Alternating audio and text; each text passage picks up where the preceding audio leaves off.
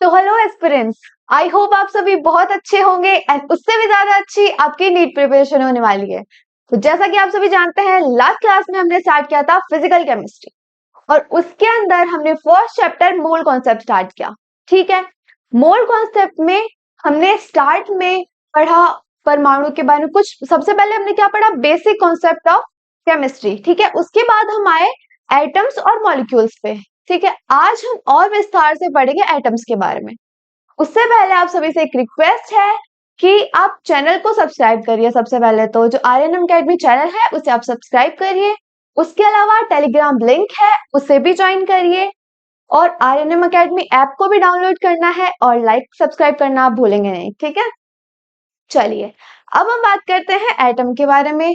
तो कल पढ़ा था कि एटम क्या होता है, एक परमाणु क्या होता है। एक पदार्थ की सबसे छोटी इकाई, या हम बोल सकते हैं एक पदार्थ की निम्न इकाई को हम क्या बोलते हैं, एक परमाणु बोलते हैं, एक एटम बोलते हैं। ठीक है, आज हम और ज्यादा पढ़ेंगे कि एटम का निर्माण, एक परमाणु का निर्माण किन मूलभूत कणों से मिलकर बना होता है। चीज जानते हैं कि किसी भी परमाणु को अगर हमें बनाना है तो सबसे पहले हमें क्या चाहिए होगा, एक नाभिक। जब तक एक नाभिक ही नहीं होगा तो परमाणु का निर्माण कैसे होगा। तो सबसे पहले हमें क्या चाहिएगा, एक नाभिक चाहिएगा।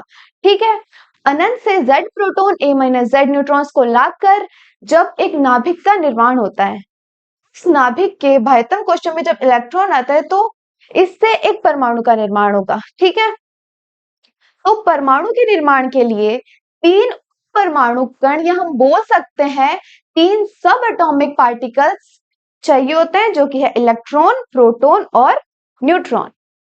तो लिख देते हैं, वैसे हमने यहां लिख रखा है कि तीन सब एटॉमिक पार्टिकल्स मिलकर किसका निर्माण करते हैं, एटम का। ठीक है, हिंदी में भी लिख देते हैं, तीन तीन उप परमाणु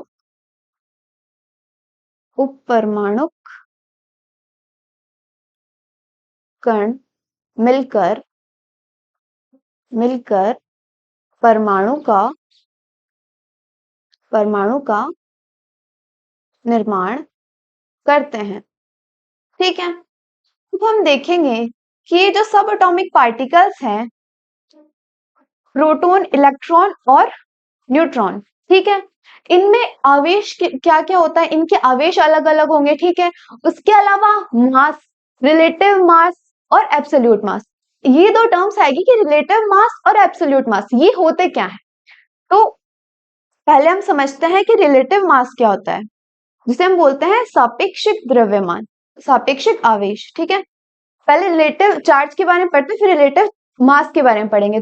या सापेक्षिक आवेश, ये ऐसा आवेश होता है जिसकी वैल्यू, या जिसका हम बोल रहे हैं जिसका मान तुलनात्मक होता है, मतलब किसी और पार्टिकल से तुलना करके सापेक्षिक आवेश, इसका मान हमें प्राप्त होता है। ठीक है, उसके बाद हम बात करें निरपेक्ष आवेश या एब्सोल्यूट चार्ज की। एब्सोल्यूट चार्ज, ये वैल्यू एक निश्चित, या हम बोले एक एग्जैक्ट वैल्यू होती है, एक सटीक वैल्यू होती है, जिसका मान हमें प्रयोगात्मक रूप से प्राप्त होता है, प्रयोगात्मक रूप से। ठीक है, आगे हम लिखेंगे इनके बारे में, बट सबसे पहले हम क्या करते हैं, इलेक्ट्रॉन, प्रोटॉन और न्यूट्रॉन, इनके आवेश क्या होंगे, द्रव्यमान क्या होंगे, सापेक्षिक आवेश, सापेक्षिक द्रव्यमान, इन सब के बारे में पहले लिख लेते हैं। ठीक है, चलिए सबसे पहले हम बात कर लेते हैं, इलेक्ट्रॉन के चार्ज की या आवेश की। इलेक्ट्रॉन का आवेश हम जानते हैं कितना होता है, 1.6 10 टू द पावर -19 कूलम। ठीक है, ये होता है इलेक्ट्रॉन का आवेश, और नेगेटिव में होता है ये भी हम जानते हैं। अब प्रोटॉन का जो आवेश होता है, प्रोटॉन का आवेश ये होता है प्लस में, आवेश का मान समान होगा परंतु इनके चिन्ह विपरीत होंगे, इलेक्ट्रॉन के लिए नेगेटिव, प्रोटॉन के लिए पॉजिटिव। तो 1.6 10 टू द पावर -19 कूलम। अब आप देख पा रहे होंगे कि ये तो है नेगेटिव में और ये है पॉजिटिव में। उसके अलावा जो इलेक्ट्रॉन होता है, इलेक्ट्रॉन का चार्ज या इलेक्ट्रॉन का आवेश क्या होता है, न्यूट्रल, सॉरी इलेक्ट्रॉन नहीं न्यूट्रॉन। न्यूट्रॉन का चार्ज क्या होता है? न्यूट्रल, या हम बोल सकते हैं 0 होता है। ठीक है, मास या द्रव्यमान की बात करते हैं तो इलेक्ट्रॉन का द्रव्यमान होता है 9.1 10 टू द पावर -31 kgs में। उसके अलावा जब हम प्रोटॉन की बात करें तो प्रोटॉन का कितना होगा? 1.66 10 टू द पावर -27 kgs। और वही बात करें न्यूट्रॉन की तो न्यूट्रॉन का कितना होगा? 1.66 10 टू द पावर -27 kgs। अब आप देख पा रहे होंगे कि प्रोटॉन और न्यूट्रॉन दोनों के जो द्रव्यमान है वो क्या है? इक्वल है। उसके बाद हम बात करेंगे सापेक्षिक आवेश की। सापेक्षिक आवेश हमने क्या देखा था कि सापेक्षिक आवेश एक तुलनात्मक मान होता है। यहाँ पे हमने देखा कि ये तो एग्जैक्ट वैल्यू है, अगर इलेक्ट्रॉन ये एब्सोल्यूट मास है तो इलेक्ट्रॉन के एब्सोल्यूट मास की हम जब बात करें तो ये एक प्रयोगात्मक मान है जो कि एक निश्चित और सटीक मान है। बट वही हम रिलेटिव चार्ज की बात करें तो ये तुलनात्मक होता है और इलेक्ट्रॉन का रिलेटिव चार्ज होता है -1। ठीक है, प्रोटॉन के लिए आप देखें तो प्रोटॉन का एब्सोल्यूट चार्ज कितना है? 1.6 10 टू द पावर -19। बट यही आप देखेंगे कि जब आप इसके रिलेटिव चार्ज की बात करें तो वो होगा +1। ओके, और लास्टली हम बात करें न्यूट्रॉन की तो न्यूट्रॉन तो न्यूट्रल है तो इसका आवेश कितना होगा? 0 होगा। करें रिलेटिव मास की या सापेक्षिक द्रव्यमान की तो ये भी कोई तुलनात्मक मान होगा और इलेक्ट्रॉन के लिए ये होता है ऑलमोस्ट हम बोल सकते हैं 1/837 इतनी कुछ इसकी वैल्यू होती है। हम बोल सकते हैं लगभग 0 मानते हैं हम लगभग। ठीक है, वही हम बात करें प्रोटॉन की तो प्रोटॉन का रिलेटिव मास कितना होता है? 1 और इलेक्ट्रॉन के लिए भी होता है 1। ठीक है, अब यहाँ पे आप एक चीज देख पा रहे हैं कि प्रोटॉन और न्यूट्रॉन दोनों के जो मास है, जो दोनों के जो द्रव्यमान है वो लगभग इक्वल है। एकदम इक्वल हम नहीं बोलेंगे, लगभग इक्वल बोलेंगे। तो किस तरीके से हम लिख सकते हैं कि मास ऑफ प्रोटॉन, ये क्या है? मास ऑफ प्रोटॉन क्या है? ये मास of proton, mass of proton, mass of proton लगभग समान होगा मास ऑफ न्यूट्रॉन के। यहां है मास ऑफ न्यूट्रॉन, और ये दोनों जो आप देख पा रहे हैं मास of proton, mass of neutron, ये बहुत ज्यादा बड़े होंगे किससे? मास ऑफ इलेक्ट्रॉन से। तो ये बताइए कि मास ऑफ इलेक्ट्रॉन इन दोनों से इतना कम क्यों है? बिकॉज मास ऑफ प्रोटॉन हम जानते हैं 9.1 10 टू द पावर -31 है। अब हम देखेंगे अगर 10 टू द पावर को हम नीचे लेके आए तो ये कितना आएगा? 10 टू द पावर प्लस का 31। मतलब किसी वैल्यू को आप 10 टू द पावर 31 से डिवाइड कर रहे हो, मतलब बहुत ही बड़ी राशि से, बहुत ही बड़े मान से आप डिवाइड कर रहे हो। तो जब भी ऐसा करते हैं तो ऊपर की वैल्यू क्या होती है? बहुत ही छोटी वैल्यू आती है। इस वजह से मास ऑफ इलेक्ट्रॉन बहुत ही कम हो जाता है as compare to mass of proton and mass of neutron. वही हम बात करें मास ऑफ प्रोटॉन या मास ऑफ न्यूट्रॉन की तो यहाँ क्या होगा? 1.66 10 टू द पावर -27 kgs। मतलब 1.66 को हम 10 टू द पावर 27 से डिवाइड करेंगे। इसका मतलब वैल्यू तो छोटी आएगी, बट जब हम इलेक्ट्रॉन के मास से कंपेयर करें तो वैल्यू क्या आएगी? वैल्यू ज्यादा छोटी आएगी। किसके कंपेयर वैल्यू ज्यादा बड़ी आएगी इलेक्ट्रॉन के कंपैरिजन में। इससे क्या होता है? मास ऑफ प्रोटॉन या मास ऑफ न्यूट्रॉन ये दोनों तो लगभग समान होंगे, पर मास ऑफ इलेक्ट्रॉन क्या होगा? इनसे बहुत ही छोटा, very very very less than होगा। ठीक है, तो क्या करेंगे यहाँ पे? मास ऑफ प्रोटॉन और मास ऑफ न्यूट्रॉन के कंपैरिजन में मास ऑफ इलेक्ट्रॉन क्या है? Very very very less than, मतलब बहुत ही छोटा मान है। ठीक है, उसके बाद एक लाइन लिखी है यहाँ पे कि गणना करते टाइम मास ऑफ इलेक्ट्रॉन को नगण्य माना जाता है। तो जब भी हम कैलकुलेशन करते हैं तो मास ऑफ इलेक्ट्रॉन को क्या करेंगे, नेग्लिजिबल या फिर नगण्य मान लेंगे, 0 मान लेंगे। ठीक है, अब इन एक्चुअल क्या होता है, हमने क्या लिखा, मास of proton mass of neutron दोनों लगभग समान है, बट एक्चुअल में क्या होता है, जो मास ऑफ न्यूट्रॉन है या न्यूट्रॉन का जो द्रव्यमान है वो ज्यादा होता है प्रोटॉन के द्रव्यमान से। एक्चुअल में क्या होता है कि मास ऑफ न्यूट्रॉन मतलब जो न्यूट्रॉन का द्रव्यमान है वो प्रोटॉन के द्रव्यमान से ज्यादा होता है। इसे हम कैसे समझेंगे, ये चीज आपको रटने की जरूरत नहीं है कि न्यूट्रॉन का जो द्रव्यमान है प्रोटॉन के द्रव्यमान से ज्यादा है, रटने कोई बात नहीं है, समझ लेते हैं। ठीक है, सारे कॉन्सेप्ट क्लियर करेंगे। सपोज हाइड्रोजन का एक परमाणु लेते हैं 1H1। ठीक है, यहां क्या होगा, नाभिक होगा, नाभिक में एक प्रोटॉन एक न्यूट्रॉन है, बाह्यतम कोशों में क्या होंगे, इलेक्ट्रॉन्स होंगे।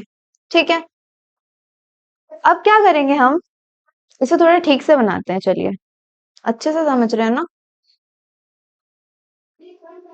चलिए ठीक से बनाते हैं इसे।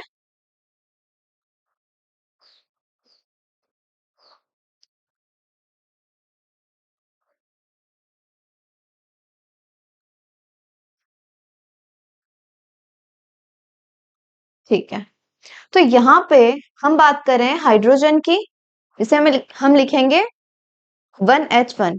ठीक है, अब हाइड्रोजन में क्या होगा, प्रोटॉन कितने हैं, देख पा रहे हैं, एक प्रोटॉन है, एक प्रोटॉन एक ही। अब न्यूट्रॉन कितने हैं यहाँ पे, न्यूट्रॉन कैसे ज्ञात करते हैं, द्रव्यमान संख्या ए में से परमाणु क्रमांक को, या हम बोल सकते हैं प्रोटॉन्स को घटा देते हैं, तो A-Z करते हैं, कितना आएगा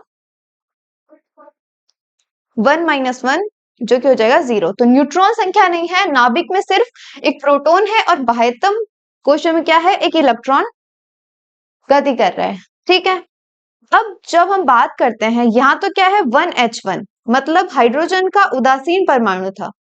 जब हम एक इलेक्ट्रॉन बाहर निकाल देते हैं, एक इलेक्ट्रॉन की कमी होती है, तो कौन सा चार्ज आता है, पॉजिटिव चार्ज। जब एक इलेक्ट्रॉन हटा दिया मतलब यहां से इस इलेक्ट्रॉन को क्या करेंगे, हटा देंगे। ठीक है, तब हमारे पास क्या बनेगा, H+। अब आप एक चीज बताइए, सपोज ये पहले वाला हाइड्रोजन है उदासीन वाला 1H1 और ये है H+, तो यहाँ पे तो होगा एक प्रोटॉन 0 न्यूट्रॉन और एक इलेक्ट्रॉन।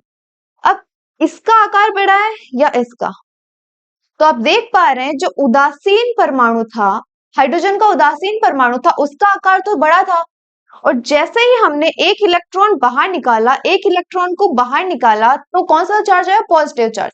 पॉजिटिव चार्ज आते ही इसका आकार छोटा हो गया।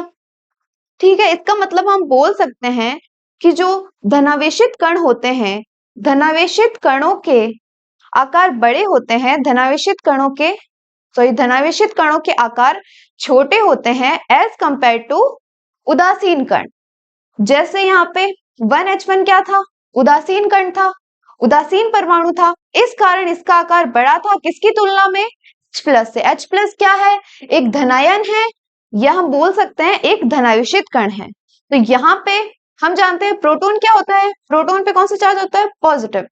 तो प्रोटॉन धनात्मक है, और धनात्मक चार्ज वाले जो भी पार्टिकल होते हैं वो छोटे होते हैं उदासीन से, और न्यूट्रॉन क्या है, उदासीन है। तो क्या बोलेंगे कि न्यूट्रॉन बड़ा होगा किससे, प्रोटॉन से, और इलेक्ट्रॉन तो हम जानते ही हैं वेरी वेरी लेस देन होगा।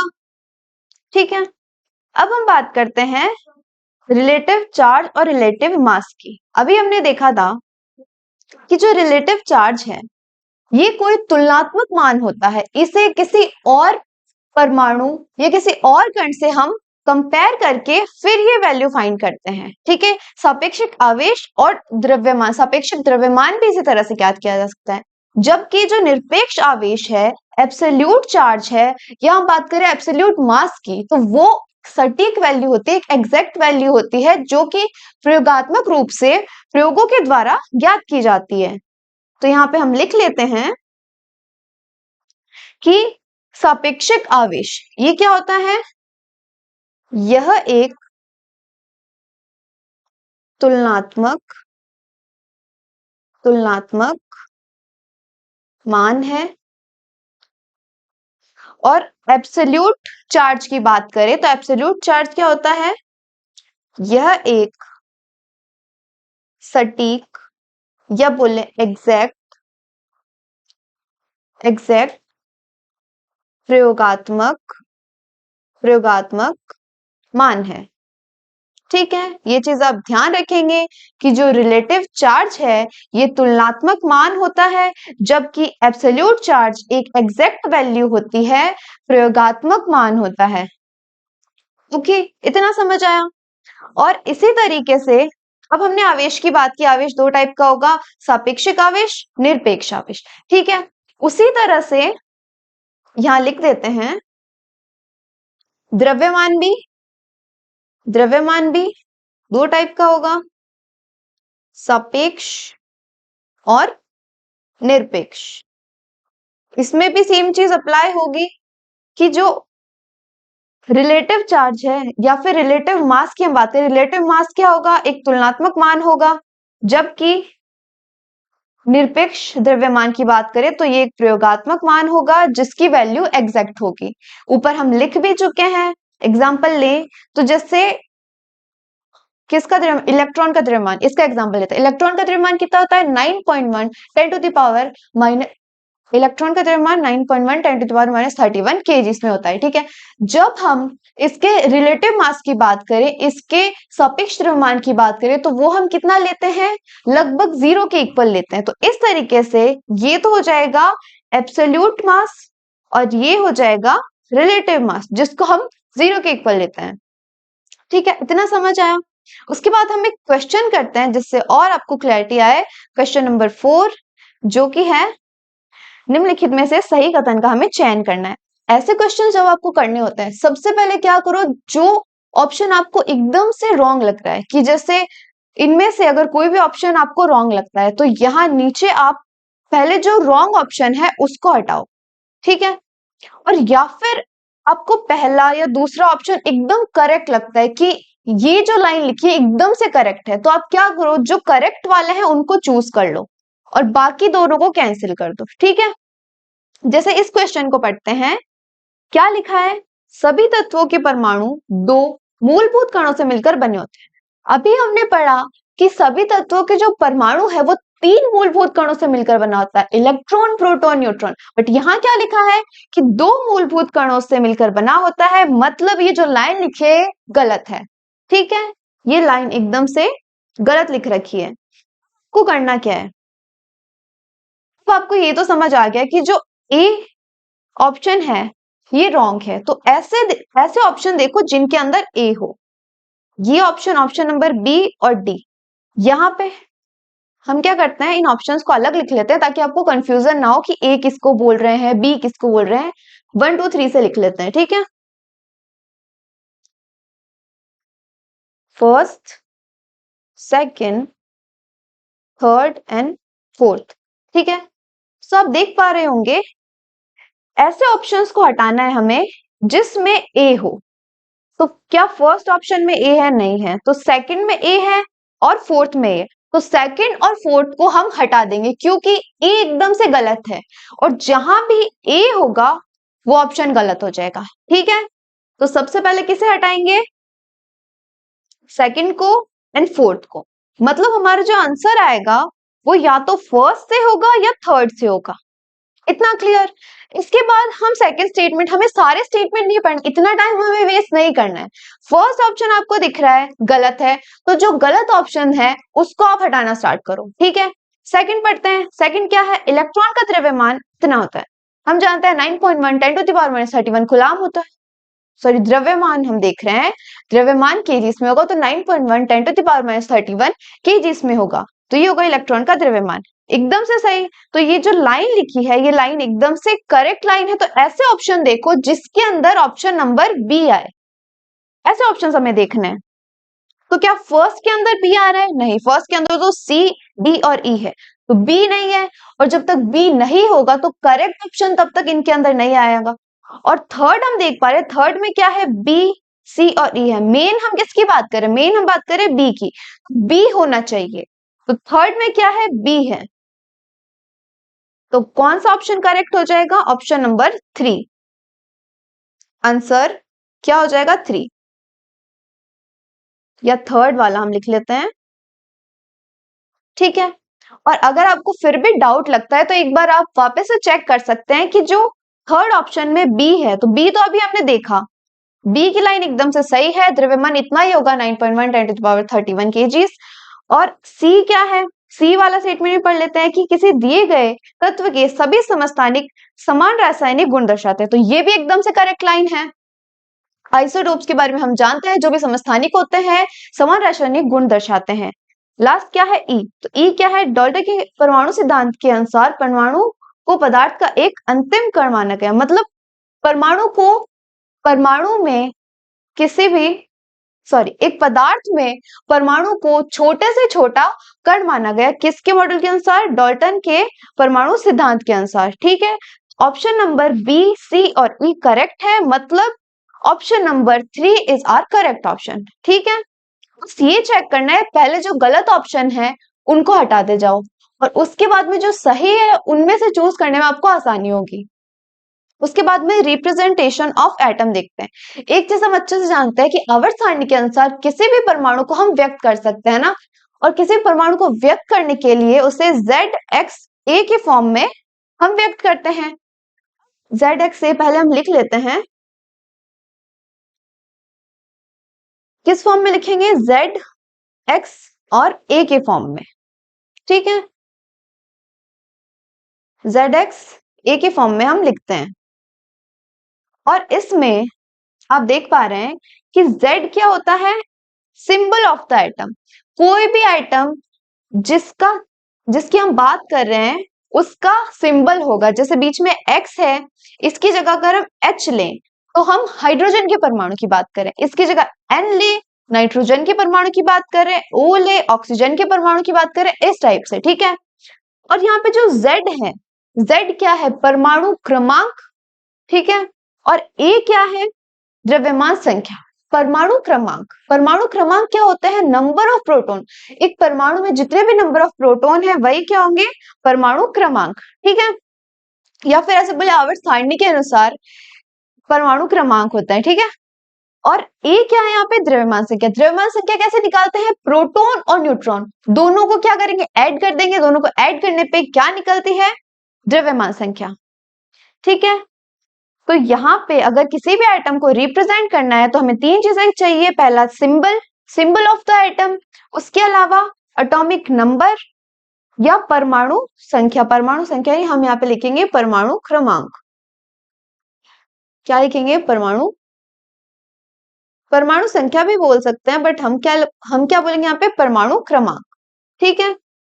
उसके बाद में मास नंबर या द्रव्यमान संख्या। द्रव्यमान संख्या कैसे निकालेंगे, P+N प्रोटॉन और न्यूट्रॉन, इन्हें किस किस चिन्ह से डिनोट करते हैं, तो सिंबल को तो हम अलग अलग जो परमाणु होंगे उसके अनुसार डिनोट करेंगे।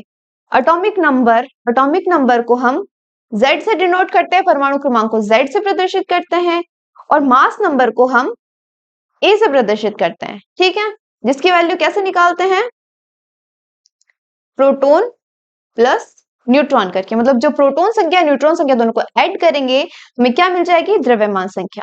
यहाँ पे न्यूट्रॉन नहीं लिखा, बट न्यूट्रॉन संख्या कैसे ज्ञात करते हैं, साइड में लिख देते हैं। वैसे हमें किसी पदार्थ को, चलिए नीचे देख लेंगे पहले, ये चीज, ये 3 चीजें मेन है। किसी भी एटम को अगर आपको प्रदर्शित करना है तो आपको सिंबल चाहिए होगा, परमाणु क्रमांक चाहिए होगा और द्रव्यमान संख्या चाहिए होगी, ठीक है। और किसी भी परमाणु को ZXA के फॉर्म में हम क्या करते हैं, प्रदर्शित करते हैं। कोई एग्जांपल लेते हैं, हाइड्रोजन का एग्जांपल लेते हैं, चलिए हाइड्रोजन 1H1, ठीक है। अब इसके अंदर Z के स्थान पर क्या है, Z के स्थान पर 1 है, मतलब ये क्या हो गया हमारा परमाणु क्रमांक। परमाणु क्रमांक कितना हुआ, 1। उसके बाद में सिंबल क्या है, सिंबल क्या है, H, मतलब हाइड्रोजन के परमाणु की बात हो रही है। और लास्ट में बात करें ए की या द्रव्यमान संख्या की, द्रव्यमान संख्या जो कि कितनी है, 1 है।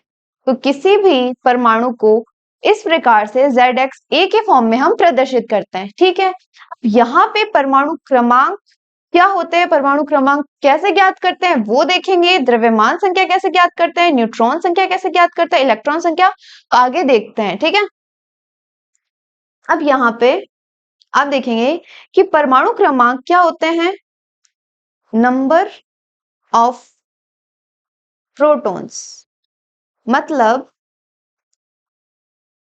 प्रोटॉन संख्या। प्रोटॉन संख्या को ही हम क्या बोलते हैं, परमाणु क्रमांक बोलते हैं। मतलब किसी भी परमाणु का जो परमाणु क्रमांक है उतने ही क्या होंगे, प्रोटॉन्स होंगे।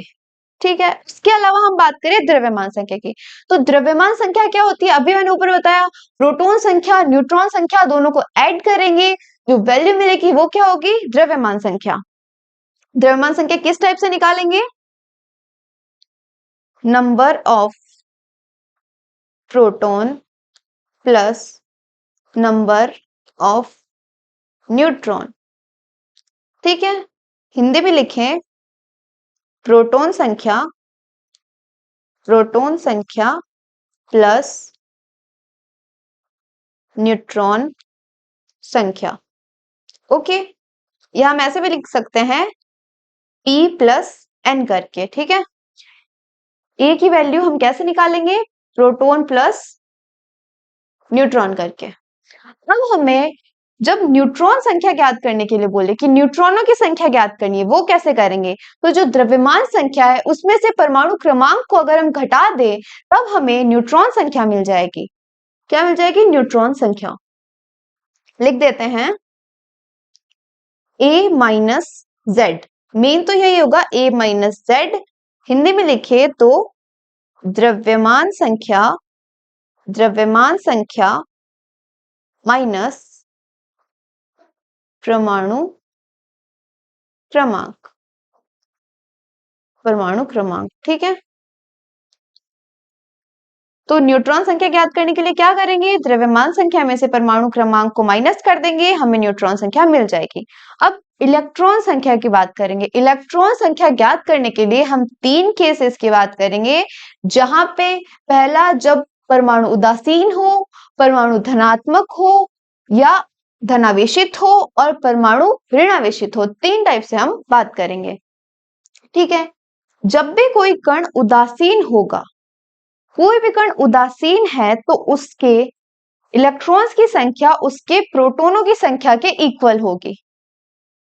लिख लेते हैं ये चीज भी, जब परमाणु उदासीन हो तो प्रोटॉन संख्या को हम P से डिनोट कर रहे हैं, इक्वल होगी इलेक्ट्रॉन संख्या के। साइड में लिख भी लेते हैं, प्रोटॉन संख्या इक्वल होगी इलेक्ट्रॉन, पूरा हिंदी में लिखते हैं, चलिए, इलेक्ट्रॉन संख्या के। इतना समझ आया। तो जब भी परमाणु उदासीन दिख रहा है, उदासीन परमाणु के लिए क्या होगा, प्रोटॉन संख्या इलेक्ट्रॉन संख्या दोनों इक्वल होंगे।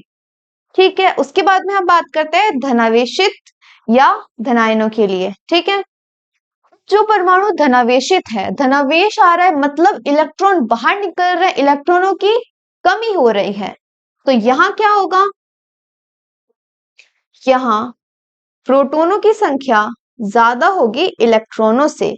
क्यों, बिकॉज पॉजिटिव चार्ज है। पॉजिटिव चार्ज कब आता है, जब इलेक्ट्रॉन बाहर निकलता है। इलेक्ट्रॉन बाहर निकला मतलब इलेक्ट्रॉनों की कमी हुई, इलेक्ट्रॉन की कमी मतलब प्रोटॉन ज्यादा। जब प्रोटॉन ज्यादा हो इलेक्ट्रॉन से तब क्या होता है, पॉजिटिव चार्ज होता है। ठीक है, ज्ञात कैसे करेंगे कि जब परमाणु धनावेशित हो तब हम इलेक्ट्रॉन संख्या कैसे ज्ञात करेंगे। इलेक्ट्रॉन संख्या ज्ञात करने के लिए हम क्या करेंगे, प्रोटॉन संख्या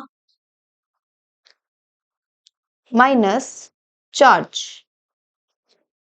प्रोटॉन संख्या में से जब हम चार्ज को माइनस कर देते हैं तब हमें मिल जाएगा कि कितना धनावेश होगा। ओके, जैसे हमने हाइड्रोजन में देखा था, हाइड्रोजन में क्या था, +1, तो हाइड्रोजन का चार्ज क्या था, हाइड्रोजन पे चार्ज +1 आ गया था। पहले तो उदासीन था, ठीक है, बाद में क्या किया, एक इलेक्ट्रॉन निकला, तब H+ हुआ। अब हमें ज्ञात क्या करना है कि जब भी कोई परमाणु धनावेशित हो, तो परमाणु के धनावेशित होने पर इलेक्ट्रॉन संख्या क्या होती है, इलेक्ट्रॉन संख्या ज्ञात करनी है ना। तो यहाँ पे पॉजिटिव चार्ज हमने ले लिया हाइड्रोजन, यहाँ क्या करेंगे, प्रोटॉन संख्या, प्रोटॉन संख्या माइनस कर देंगे चार्ज। हम ये देख रहे हैं H+ में इलेक्ट्रॉन्स कितने हैं, ठीक है, प्रोटॉन संख्या क्या होगी, प्रोटॉन संख्या तो एक ही रहेगी, तो एक में से माइनस करेंगे, चार्ज कितना है, प्लस, मतलब एक, +1 चार्ज है, तो एक में से जब एक जाएगा 0 बचेगा, मतलब H+ के अंदर 0 इलेक्ट्रॉन्स प्रेजेंट होते हैं। H+ में एक भी इलेक्ट्रॉन प्रेजेंट नहीं होता, क्योंकि देखिए हमने ऊपर भी देखा था किस टाइप से होगा, एक इलेक्ट्रॉन क्या होता है, बाहर निकल जाता है, किसके अंदर, जब हम H+ करते हैं, पहले क्या था, उदासीन में एक इलेक्ट्रॉन था, बाद में जब H+ बना तो बाह्यतम कोश का एक इलेक्ट्रॉन बाहर निकल जाता है, जिससे पॉजिटिव चार्ज आता है। ओके, तो हाइड्रोजन में क्या होगा, हाइड्रोजन में जब H+ की बात करें, धनावेशित आयन की बात करें या फिर धनावेशित परमाणु की हम बात करें, तो इलेक्ट्रॉन कितना है, यहाँ पे 0 है। उसके बाद जब हम ऋणावेशित की बात करें, इसमें क्या होगा, किसी भी ऋणावेशित परमाणु में प्रोटॉन संख्या कम होगी इलेक्ट्रॉन संख्या से। तो आप एक चीज बताइए कि धनावेश कब आता है, जब बाहर से इलेक्ट्रॉन परमाणु के अंदर आते हैं, इलेक्ट्रॉन संख्या बढ़ती है, जो इलेक्ट्रॉन संख्या बढ़ रही है मतलब क्या बढ़ रहा है, नेगेटिव चार्ज बढ़ रहा है, तो इलेक्ट्रॉन की संख्या बढ़ रही है और प्रोटॉन्स की संख्या कम हो रही है, इलेक्ट्रॉन संख्या ज्यादा होगी, प्रोटॉन संख्या कम होगी, तो कौन सा चार्ज आएगा, नेगेटिव चार्ज। इसको ज्ञात कैसे करेंगे, प्रोटॉन संख्या, प्रोटॉन संख्या ऐसे इनको हटाते हैं, प्रोटॉन संख्या प्लस चार्ज, ठीक है, ये चीज समझ आई आपको, किस टाइप से हम इलेक्ट्रॉनों की संख्या ज्ञात करेंगे, जब भी कण उदासीन हो, इलेक्ट्रॉन संख्या ज्ञात करने के लिए हम क्या करेंगे, प्रोटॉन संख्या के बराबर देखेंगे, जितनी प्रोटॉन संख्या है उतनी ही इलेक्ट्रॉन संख्या होगी। फिर हम बात करें धनावेश की, तो जब भी किसी परमाणु पर धनावेश हो, इसका मतलब प्रोटॉनों की संख्या ज्यादा है, इलेक्ट्रॉनों की संख्या कम है, तो हम क्या करेंगे, पूरे जो प्रोटॉनों की संख्या है उसमें से माइनस कर देंगे जो चार्ज होगा, मतलब परमाणु पर जितना भी धनावेश है उसको माइनस कर देंगे। हम बात करें ऋणावेश की, तो ऋणावेश में हम क्या करेंगे कि जितने भी प्रोटॉन है, नंबर ऑफ प्रोटॉन, उसमें से प्लस कर देंगे चार्ज को, चार्ज प्लस करने पर हमें क्या मिल जाएगी, इलेक्ट्रॉन्स की संख्या, किसके लिए, धनावेशित के लिए, किसी भी धनावेशित परमाणु के लिए।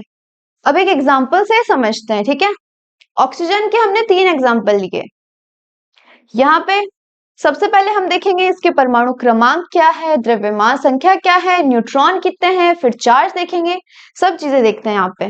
ओके, चलिए स्टार्ट करते हैं। सबसे पहले देखते हैं Z कितना है, Z क्या होता है, परमाणु क्रमांक, या बोले number of protons, number of protons, जो कि कितने हैं, फर्स्ट वाले में आप देख पा रहे हैं 8 है, सेकंड वाले में Z कितना है, 8 है, थर्ड वाले में भी Z की वैल्यू 8 है। सब में आप देखेंगे परमाणु क्रमांक नीचे हम लिखते हैं, आप साइड में थोड़ा सा नोट लगा के लिख लीजिए, नोट लगा लेते हैं, यहाँ पे नोट क्या लगाएंगे, परमाणु क्रमांक, परमाणु क्रमांक सदैव नीचे लिखेंगे, क्योंकि हम जानते हैं हम किस टाइप से लिखते हैं, ZX A के फॉर्म में लिखते हैं, तो जो परमाणु क्रमांक है वो हर बार नीचे ही आएगा, ठीक है, सबस्क्रिप्ट में ही आएगा। उसके बाद हम बात करें द्रव्यमान संख्या की, तो द्रव्यमान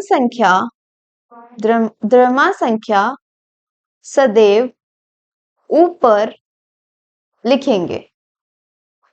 देख पा रहे हैं द्रव्यमान संख्या कहाँ लिखते हैं? ऊपर, सुपरस्क्रिप्ट में। तो परमाणु क्रमांक लिखेंगे सबस्क्रिप्ट में और द्रव्यमान संख्या लिखेंगे सुपरस्क्रिप्ट में। ठीक है, और सिंबल तो आपको पता ही है, सिंबल मध्य में लिखते हैं। ओके, चलिए इतना समझ आया। अब हम कहाँ थे? एग्जाम्पल पे। एग्जाम्पल में हम क्या करेंगे? नंबर ऑफ प्रोटॉन्स, Z मतलब नंबर ऑफ प्रोटॉन्स। तो नंबर ऑफ प्रोटॉन्स कितने हैं? 8 है सबके अंदर। जितने भी 3 एग्जाम्पल दिए, यहाँ भी 8 है, यहाँ भी 8 है और यहाँ भी। ठीक है, उसके बाद हम बात करें A की, जो कि क्या है? द्रव्यमान संख्या। ओके, द्रव्यमान संख्या कितनी है? फर्स्ट वाले में 16 है, सेकंड में 16 है और थर्ड में भी आप देख पा रहे होंगे 16 है। अब न्यूट्रॉन संख्या देखते हैं, न्यूट्रॉन कितने हैं? N न्यूट्रॉन संख्या। न्यूट्रॉन संख्या होगी, फर्स्ट में न्यूट्रॉन संख्या हम कैसे ज्ञात करते हैं? A माइनस Z करके। A कितना है? 16, Z कितना है? 8, तो कितना आएगा? 8। ओके, तो न्यूट्रॉन संख्या फर्स्ट में Z है, फर्स्ट में 8 है, सेकंड में भी 8 है और थर्ड में भी आप देख पा रहे होंगे 8 है। ओके, ये तो समझ आया। इसके बाद हम क्या ज्ञात करेंगे? इलेक्ट्रॉन संख्या। ये सबसे इंपॉर्टेंट है, इलेक्ट्रॉन। इसको हम अलग पेन से लिख लेते हैं ताकि थोड़ा हाईलाइट हो जाए। लिख लेते हैं इलेक्ट्रॉन संख्या। इलेक्ट्रॉन संख्या कैसे देखेंगे? अब फर्स्ट वाले की हम इलेक्ट्रॉन संख्या देखें तो फर्स्ट वाला क्या है? न्यूट्रल है, उदासीन है। और उदासीन परमाणु के लिए मैंने बताया था इलेक्ट्रॉन संख्या कैसे ज्ञात करते हैं? जितने परमाणु होंगे उतनी ही इलेक्ट्रॉन संख्या होगी। परमाणु कितने हैं? 8 है, 8 परमाणु है, तो इलेक्ट्रॉन संख्या कितनी होगी? 8 ही होगी। तो फर्स्ट वाले में तो इलेक्ट्रॉन संख्या होगी 8। ओके, सेकंड वाले में इलेक्ट्रॉन कितने होंगे ये देखते हैं। सेकंड वाले में आप देख पा रहे होंगे पॉजिटिव चार्ज है। जब भी पॉजिटिव चार्ज हो, धनावेश हो, तब हम क्या करते हैं? प्रोटॉन संख्या में से किसे माइनस करते हैं? चार्ज को। चार्ज को माइनस करते हैं क्योंकि हमें पता है पॉजिटिव चार्ज कब आता है? जब इलेक्ट्रॉन निकलता है, इलेक्ट्रॉन की कमी आती है, तब क्या करेंगे? हम माइनस कर देंगे चार्ज को प्रोटॉन संख्या में से। अब प्रोटॉन संख्या कितनी है? प्रोटॉन संख्या है 8। 8 में से माइनस करेंगे चार्ज को। चार्ज कितना है? 1। 1 माइनस कर देंगे, कितना आएगा? 7। तो फर्स्ट में इलेक्ट्रॉन संख्या 8 थी क्योंकि वो उदासीन था। जितने प्रोटॉन उतने ही इलेक्ट्रॉन। ठीक है, सेकंड में हमने बात की, तब हमने माइनस कर दिया किसको? जितना चार्ज था उतना हमने माइनस कर दिया। किस में से? प्रोटॉन संख्या में से। लास्ट में क्या है? लास्ट में आप देख पा रहे हैं चार्ज कितना है? -2। अब चार्ज अगर -2 है, मतलब 2 इलेक्ट्रॉन बाहर से परमाणु के अंदर आए हैं, और जब भी ऐसा होता है तो क्या बढ़ता है? इलेक्ट्रॉन संख्या बढ़ती है। तो हम क्या करेंगे? प्रोटॉन संख्या में क्या ऐड कर देंगे? प्रोटॉन संख्या में क्या ऐड करेंगे? जितना चार्ज है उसको हम ऐड कर देंगे। ठीक है, प्रोटॉन संख्या कितनी थी? प्रोटॉन संख्या 8। इसमें ऐड करेंगे, कितना ऐड करेंगे? जितना चार्ज है। चार्ज 2 है तो 2 को ऐड कर देंगे, कितना आ जाएगा? 10। मतलब हम बात करें कि इलेक्ट्रॉन फर्स्ट वाले में 8 थे क्योंकि प्रोटॉन भी 8 थे, और उदासीन के लिए, किसी भी उदासीन परमाणु के लिए हम जानते हैं प्रोटॉन संख्या इलेक्ट्रॉन संख्या सेम होते हैं। सेकंड वाले में हमने क्या किया? चार्ज को माइनस कर दिया, क्योंकि जब भी पॉजिटिव चार्ज होता है किसी भी परमाणु पे, इलेक्ट्रॉन की कमी होती है, कमी को हम माइनस कर देंगे। ठीक है, उसके बाद में जब -2 चार्ज है, मतलब बाहर से इलेक्ट्रॉन आए हैं, इलेक्ट्रॉन का अधिक्य है, मतलब क्या करेंगे? +2। जितना भी चार्ज है उसको प्रोटॉन संख्या से प्लस कर दोगे तो पता चल जाएगा कि कितने इलेक्ट्रॉन आए धनावेश के बाद। ठीक है, ये सब जो हमने लिखा है ये क्या है? इलेक्ट्रॉन संख्या। यहां तो हमने लिख दिया, यहां भी लिख देते हैं इलेक्ट्रॉन संख्या। लास्ट में लिख देते हैं इलेक्ट्रॉन संख्या। चलिए ठीक है, अब एक क्वेश्चन करते हैं और ज्यादा क्लैरिटी आएगी आपको। क्वेश्चन क्या है कि एक तत्व में 20 प्रोटॉन हैं, 20 न्यूट्रॉन है और 18 इलेक्ट्रॉन उपस्थित है। तो हमें परमाणु क्रमांक, द्रव्यमान संख्या और आवेश ज्ञात करना है। ठीक है, परमाणु क्रमांक कितना होता है? अब देखिए, साइड में ZX ये लिख देते हैं। ठीक है, और परमाणु क्रमांक या Z कितना होता है? जितने प्रोटॉन हैं, तो जितने प्रोटॉन उतना ही परमाणु क्रमांक, जितना परमाणु क्रमांक उतने ही प्रोटॉन। तो परमाणु क्रमांक कितना हो जाएगा? जितने प्रोटॉन है मतलब 20। ओके, न्यूट्रॉन की बात करें तो न्यूट्रॉन संख्या कैसे ज्ञात करते हैं हम? न्यूट्रॉन संख्या द्रव्यमान संख्या देखनी है हमें पहले, न्यूट्रॉन संख्या भी हम लास्ट में देख लेंगे, बट पहले द्रव्यमान संख्या। द्रव्यमान संख्या कैसे करते हैं? प्रोटॉन प्लस न्यूट्रॉन, तो जितने प्रोटॉन है और जितने न्यूट्रॉन है उनको ऐड कर दो। अब एक चीज बताइए, प्रोटॉन कितने हैं? प्रोटॉन 20 है, न्यूट्रॉन भी 20 है, दोनों को ऐड किया कितने आए? 40। मतलब 40 क्या होगी? इसकी द्रव्यमान संख्या होगी। ओके, तो क्या लिखेंगे? द्रव्यमान संख्या कैसे ज्ञात करते हैं? P प्लस N करके, प्रोटॉन प्लस न्यूट्रॉन करके। प्रोटॉन 20 है, न्यूट्रॉन भी 20 है, 20 और 20 साथ में कितने हो जाएंगे? 40 हो जाएंगे। ओके, आवेश ज्ञात करेंगे। चार्ज आपको कैसे ज्ञात करना है? सबसे पहले ये देखिए, प्रोटॉन और इलेक्ट्रॉन दोनों को आप कंपेयर करो। सबसे पहले हम एक बात जानते हैं कि जब भी कोई कण उदासीन है, उदासीन कण के लिए प्रोटॉन और प्रोटॉन इलेक्ट्रॉन इक्वल रहते हैं। तो सबसे पहले इनकी तुलना करो कि ये दोनों इक्वल है। अगर इक्वल है तो उदासीन हो जाएगा। क्लियर? अगर प्रोटॉन संख्या में से इलेक्ट्रॉन संख्या कम है तो चार्ज कौन सा आता है? पॉजिटिव चार्ज, क्योंकि इलेक्ट्रॉन बाहर निकल जाते हैं परमाणु से, और बाहर निकलते तो कौन सा चार्ज आता है? पॉजिटिव चार्ज आता है।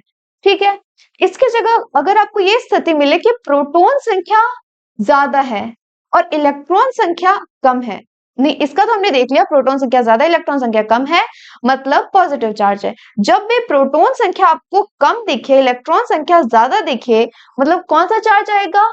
नेगेटिव चार्ज आएगा। ठीक है, आवेश या चार्ज की हम बात कर रहे हैं। क्या करेंगे? सबसे पहले इन दोनों को देखो, आपको इलेक्ट्रॉन संख्या कम दिख रही है, और हम एक चीज जानते हैं, जब प्रोटॉन संख्या ज्यादा हो और प्रोटॉन संख्या क्या है? ज्यादा है, इलेक्ट्रॉन संख्या कम है, इसका मतलब चार्ज कौन सा आएगा? Positive charge. और इस चार्ज की वैल्यू क्या होगी ये हम देखते हैं। तो जितने भी प्रोटॉन्स हैं उसमें से आप माइनस कर दो जितने भी इलेक्ट्रॉन्स है, आपको क्या मिल जाएगी? आपको चार्ज मिल जाएगा कि चार्ज कितना है। ठीक है, ये चीज हम पहले भी देख चुके हैं कि जितनी प्रोटॉन संख्या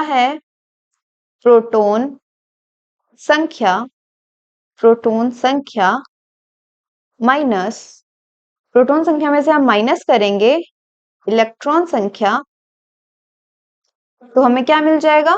आवेश मिल जाएगा। प्रोटॉन संख्या कितनी है? 20। इलेक्ट्रॉन संख्या कितनी है? 18। तो कितना बचा? 2। ओके, तो आवेश कितना है? 2। और प्लस का या माइनस का? तो प्लस का है, पॉजिटिव चार्ज है, प्लस का है। ये हमें कैसे पता चला? क्योंकि इलेक्ट्रॉन्स कम हुए हैं, मतलब इलेक्ट्रॉन्स परमाणु से बाहर चले गए। परमाणु से बाहर जाते इलेक्ट्रॉन्स कौन सा चार्ज आता है?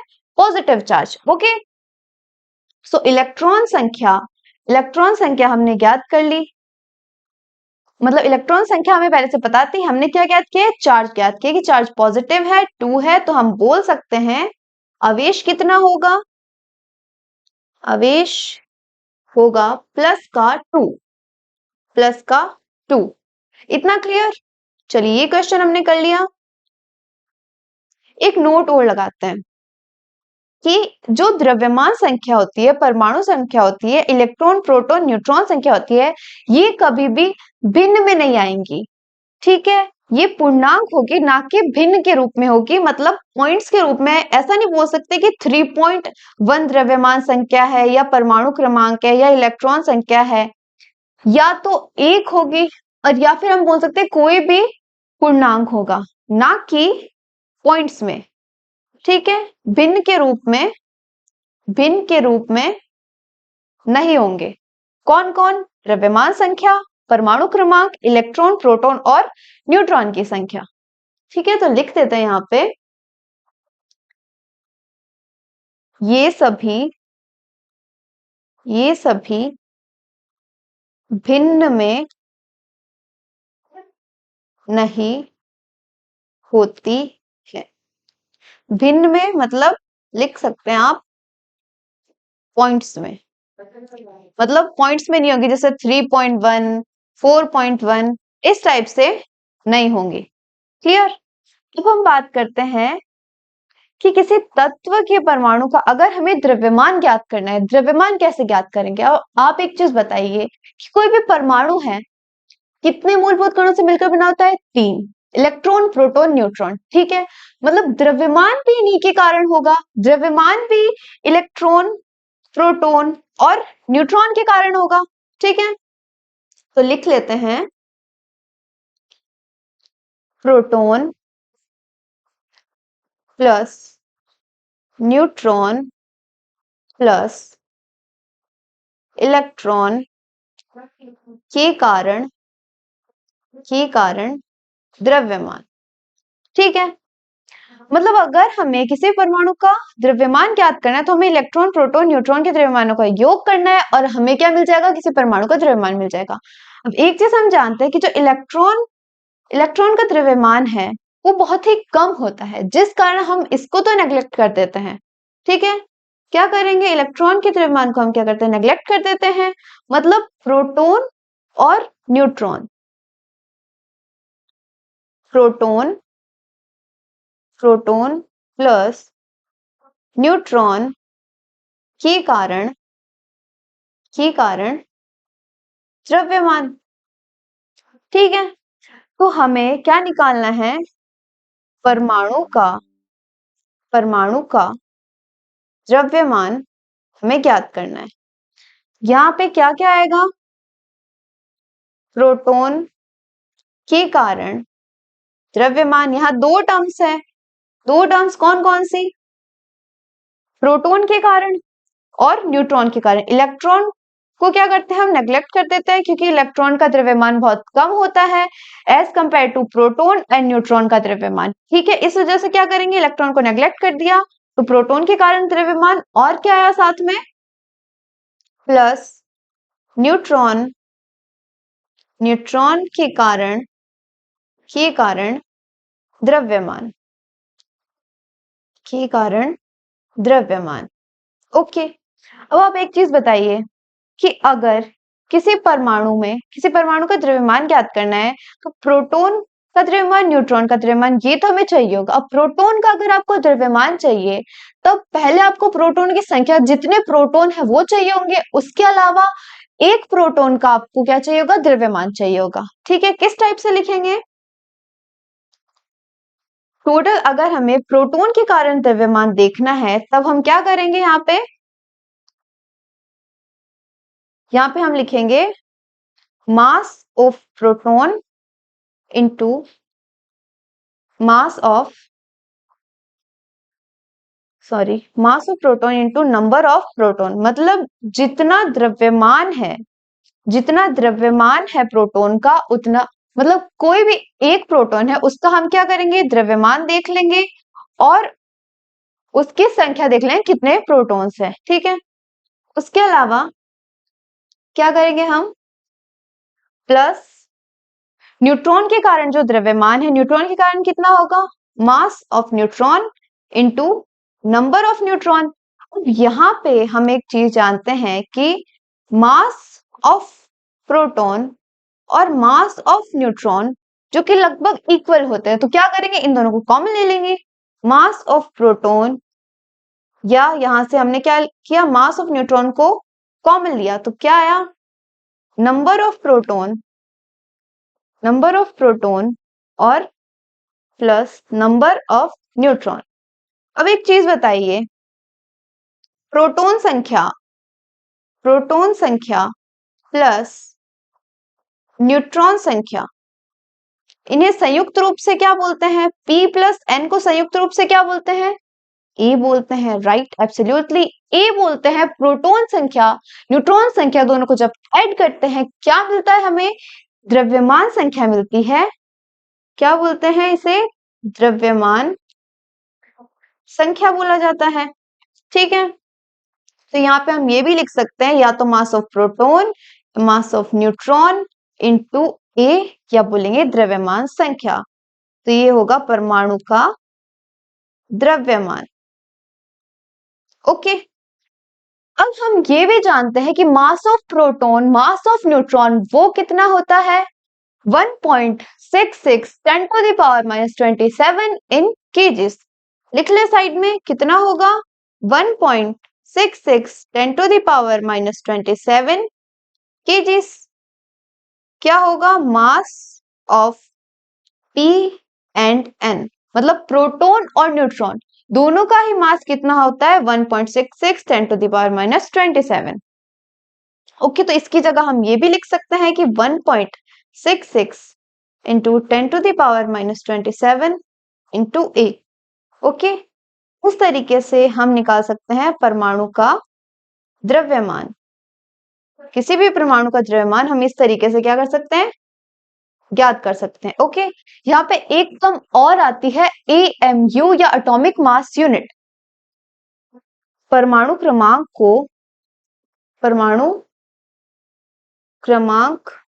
को कैसे लिख सकते हैं? A into AMU। AMU यहाँ क्या है? Atomic mass unit. ओके, और यहाँ हम ए के स्थान पर इस तरीके से भी लिख सकते हैं कि परमाणु का द्रव्यमान। ए यहाँ पे क्या है? एक प्रोटॉन का, ठीक से लिखते हैं, एक प्रोटॉन का द्रव्यमान या एक न्यूट्रॉन का द्रव्यमान। ठीक है, इसको इंटू करेंगे AMU से, तब हमें क्या वैल्यू मिलेगी? परमाणु का द्रव्यमान हम ज्ञात कर सकते हैं। ठीक है, किस तरीके से? एक प्रोटॉन का द्रव्यमान, एक न्यूट्रॉन का द्रव्यमान इंटू AMU करेंगे। अब एक AMU क्या होता है? एक AMU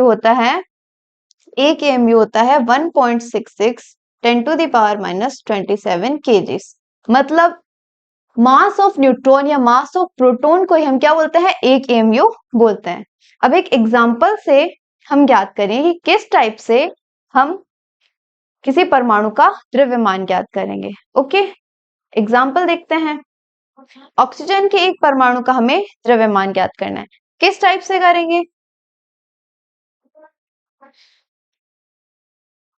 परमाणु का द्रव्यमान। ठीक है, सबसे पहले क्या करेंगे? ए या द्रव्यमान संख्या। ठीक है, द्रव्यमान संख्या ले ली, साइड में क्या लिखेंगे? इनटू में मास ऑफ प्रोटॉन, या बोल सकते हैं मास ऑफ न्यूट्रॉन।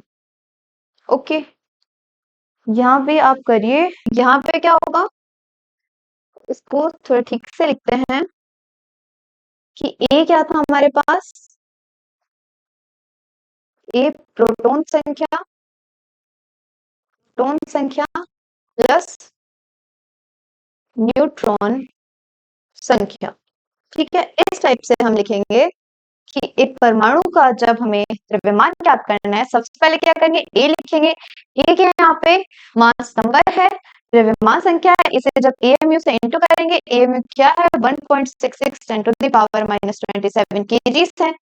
इस टाइप से हम इसका आंसर फाइंड करेंगे। ओके, तो यहाँ पे हम देख पा रहे हैं ऑक्सीजन के लिए 8 इसका क्या है? परमाणु क्रमांक है, और 16 इसके लिए है द्रव्यमान संख्या। तो द्रव्यमान संख्या की जगह हम क्या लिखेंगे? 16 लिख देंगे। ओके, क्या करेंगे द्रव्यमान संख्या की जगह? 16 लिख देंगे into 1.66 10 to the power minus 27 kgs, और या फिर हम ऐसा भी लिख सकते हैं 16 AMU, बिकॉज AMU की जो वैल्यू है 1 AMU क्या होगी 1.66 10 to the power minus 27 kgs. Okay, इतना क्लियर। इसके बाद हम देखते हैं एक प्रोटॉन या एक न्यूट्रॉन, इनका द्रव्यमान ही AMU होगा। मतलब एक एटॉमिक मास यूनिट होती क्या है, एक प्रोटॉन या एक हम बोले न्यूट्रॉन, एक प्रोटॉन या एक न्यूट्रॉन का द्रव्यमान ही होता है एक AMU या एक एटॉमिक मास यूनिट। लिख देंगे यहाँ पे 1 एटॉमिक मास यूनिट, जो कि होता क्या एक्चुअल में एक प्रोटॉन और या फिर या तो एक प्रोटॉन या एक न्यूट्रॉन, इनका क्या होगा द्रव्यमान होगा। और हम जानते हैं प्रोटॉन न्यूट्रॉन का द्रव्यमान सेम ही होता है, जो होता है 1.66 10 to the power minus 27 kgs में। तो लिख देते हैं 1.66 into 10 to the power minus 27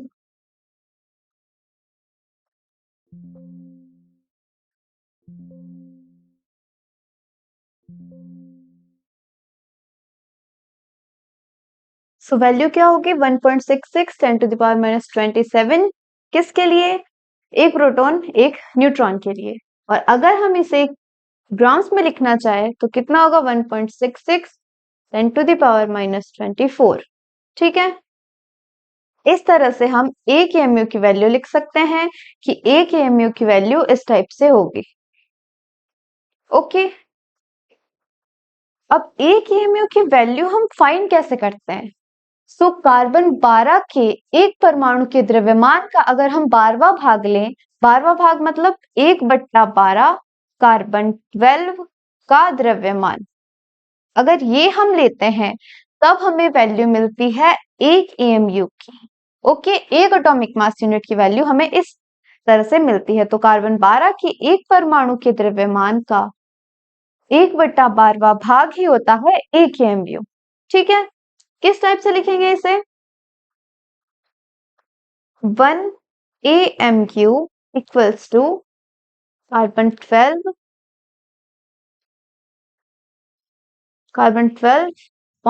इस टाइप से लिख लेते हैं।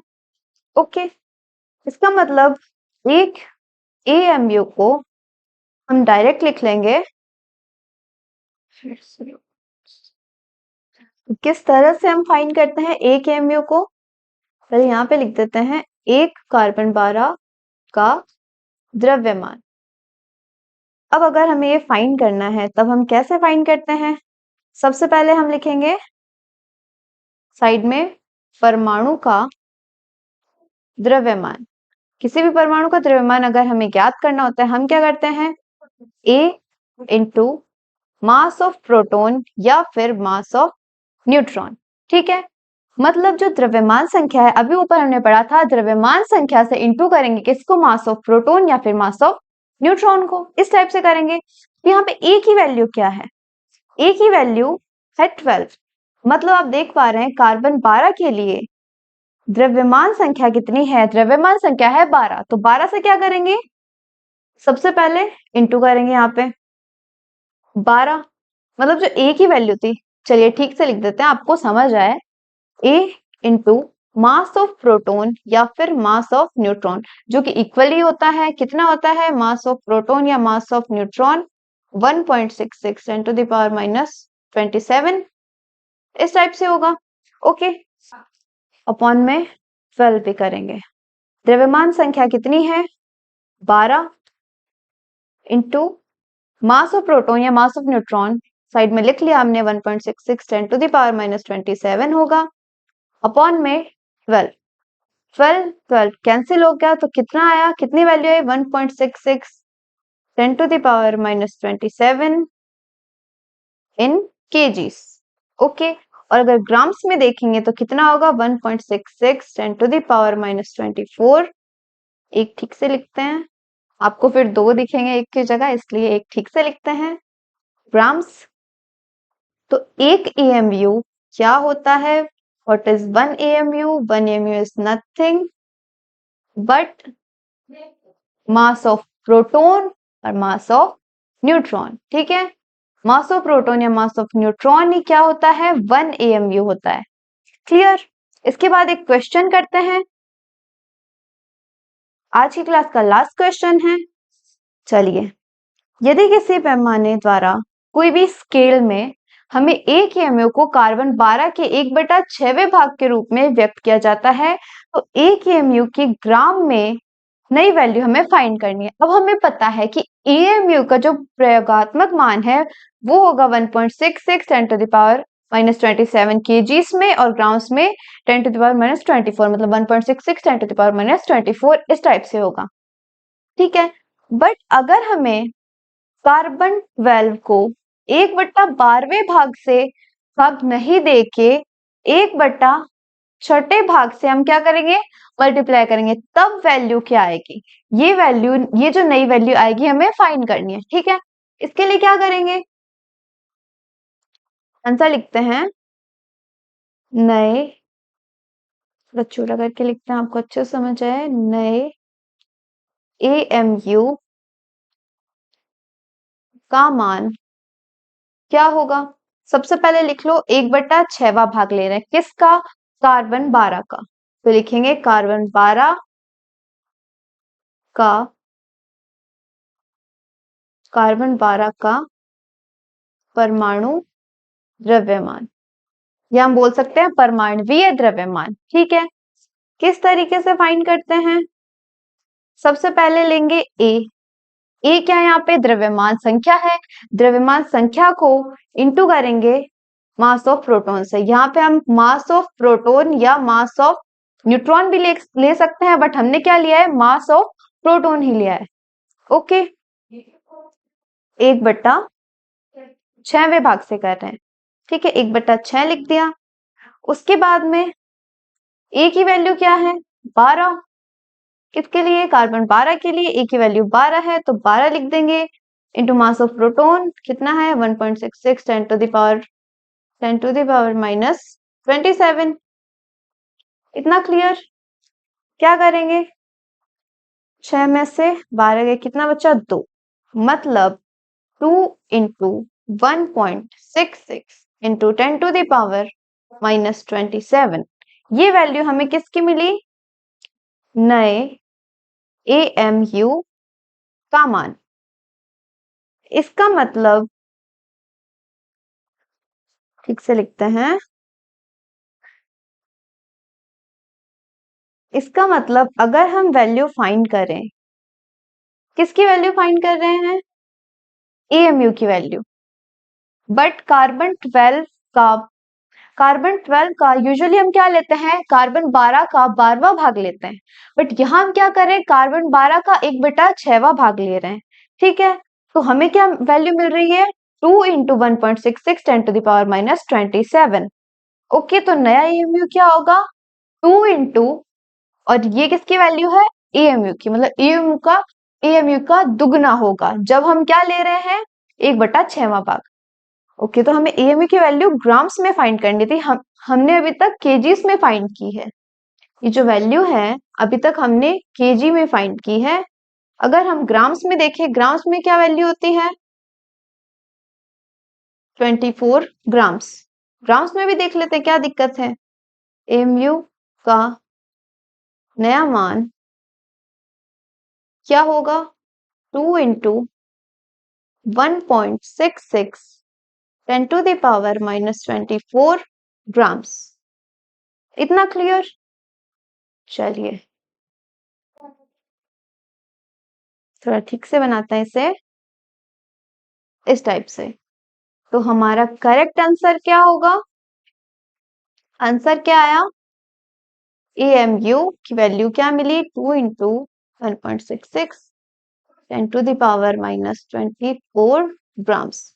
ये वैल्यू हमें मिली ग्राम्स में। ओके, इसके बाद में हम आइसोटर्म्स के बारे में कल पढ़ेंगे। आज की क्लास यही कंप्लीट होती है एंड आई होप आपको आज की क्लास अच्छे से समझ आई हो। अगर आपको आज की क्लास समझ आई, आप अपने फ्रेंड्स को शेयर कर सकते हैं। उसके अलावा आर्यनम अकेडमी चैनल को सब्सक्राइब करिए और टेलीग्राम लिंक भी, मतलब टेलीग्राम आप ज्वाइन कर सकते हैं। टेलीग्राम चैनल का लिंक आपको डिस्क्रिप्शन में दिया होगा, तो आप ज्वाइन कर सकते हैं। उसके अलावा कमेंट सेक्शन भी आप ही के लिए, तो वहां पे आपको जो भी डाउट लगता है, कोई भी प्रॉब्लम है, वहां पूछ सकते हैं। उसके अलावा आरएनएम अकेडमी ऐप पे भी आप अपने डाउट पूछ सकते हैं। ठीक है, ओके, थैंक यू।